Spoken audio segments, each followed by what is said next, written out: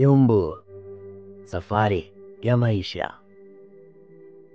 Katika nyanda za Serengeti na Masai Mara, kiumbe mmoja amekuwa nembo ya safari ya ajabu zaidi barani Afrika.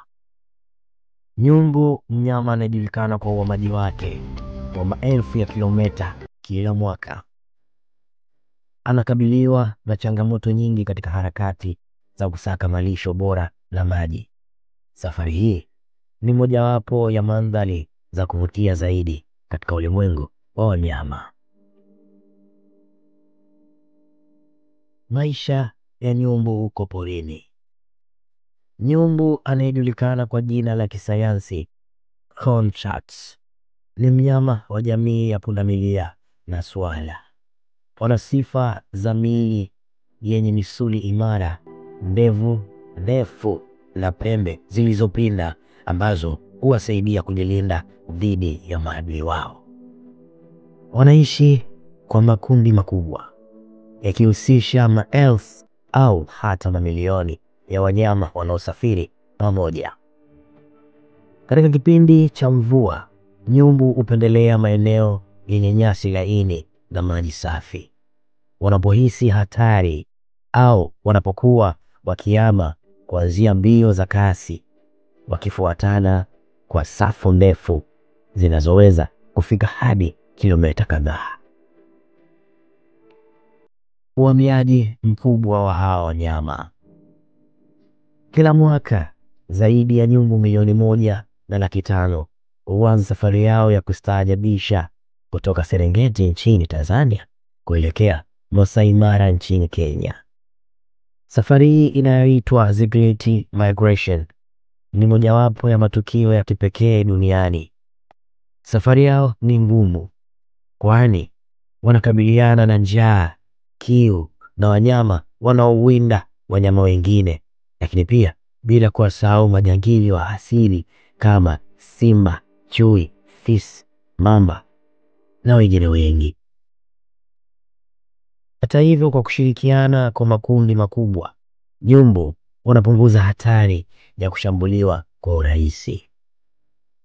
Vipi kuhusu hatari na changamoto wanazopitia?